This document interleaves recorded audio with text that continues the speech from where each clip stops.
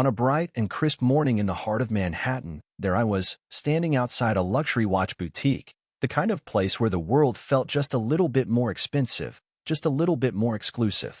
You know the type: polished windows reflecting the city's hustle, rich velvet cushions cradling exquisite timepieces under soft crystal lights.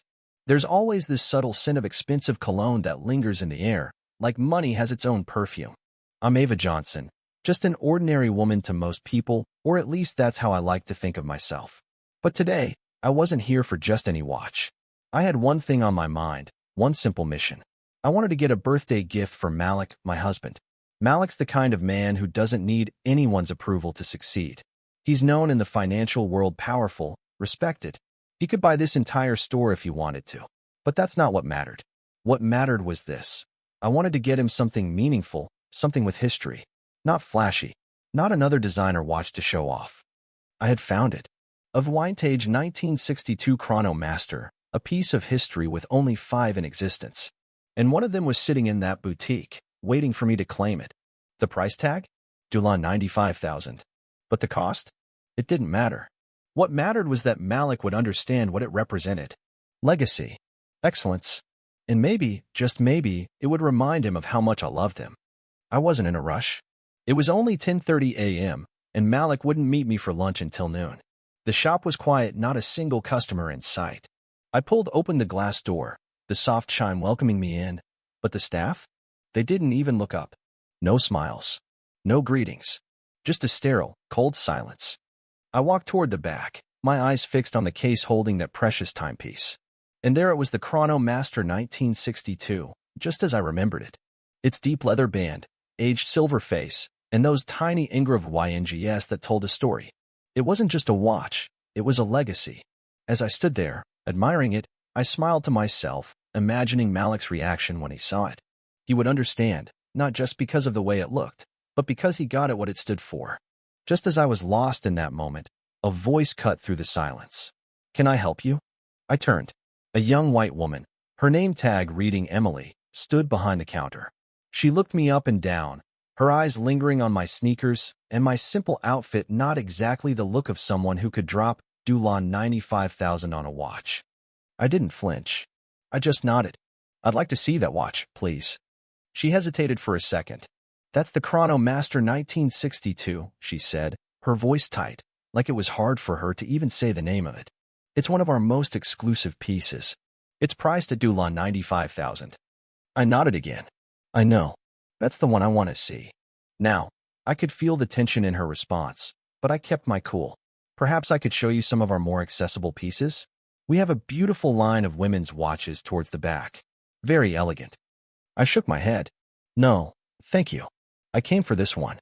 Emily pursed her lips, but said nothing more. She reached into her pocket, retrieved a small silver key, and unlocked the display case, setting the watch down just barely within my reach. As she did, she stepped back, widening the space between us, as if she was afraid I might touch the thing and somehow ruin it. "Only 5 were made," she said, almost as if to warn me. "It's not a watch we usually take out just for browsing." I didn't flinch. I picked it up gently, admiring the details. "It's perfect," I said, barely above a whisper. "I'll take it." I felt the ear shift. A moment of silence passed before Emily, her voice laced with disbelief, said, "You'll take it." She almost laughed. "Perhaps you'd like to explore financing options?" I didn't even blink. "No, I won't need financing." And then, like the temperature in the room dropped a few degrees, a tall man walked over. Richard Caldwell, the general manager of Valmont Timepieces. His sharp suit and slick-back hair told me everything I needed to know. He was here to make sure everything ran smoothly, but something in his eyes told me he thought I didn't belong. "Is everything all right here, Emily?" he asked, his gaze never leaving me. Emily glanced at me, her eyes narrowing just slightly. "She's interested in the Chronomaster," she said, her tone making the word interested sound almost questionable. Richard's eyes shifted toward me. "Madam," he said, his voice smooth, but his words dripping with condescension. "That particular piece is among our most high-value items. We usually require verification for purchases of this caliber, a platinum card, or some form of financial confirmation. I'm sure you understand.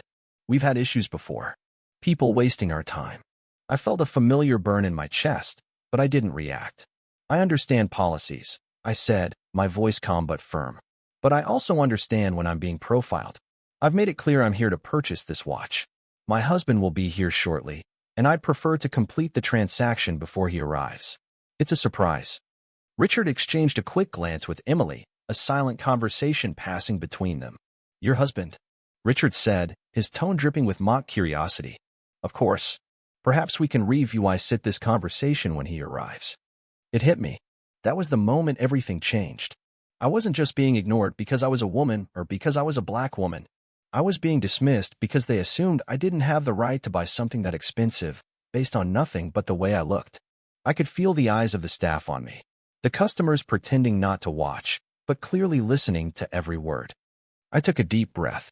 I'm not here to prove anything, I said, the words coming out smoother than I felt.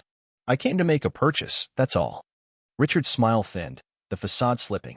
And yet, you haven't made one, he said, his voice laced with arrogance. So, until you can demonstrate the ability to complete this transaction, I'm afraid I'll have to ask you to step aside. We have other guests to attend to. And just like that, what should have been a simple, joyful errand had become a battle. A quiet one, but a battle nonetheless. And this was the moment I made up my mind. I wasn't Leah Vying. As I stood there, I could feel every eye on me judging, waiting for me to cower, to give up, to leave. But I wasn't going to. Not this time. Not ever again. I'm not stepping aside, I said, my voice sharp now, unwavering. And I'm not waiting for my husband to validate my presence here. I came to purchase this watch. If that's a problem, it's not mine. Emily scoffed softly, barely audible, but it hit me like a slap. I've been here 5 years, she muttered, just loud enough for me to hear.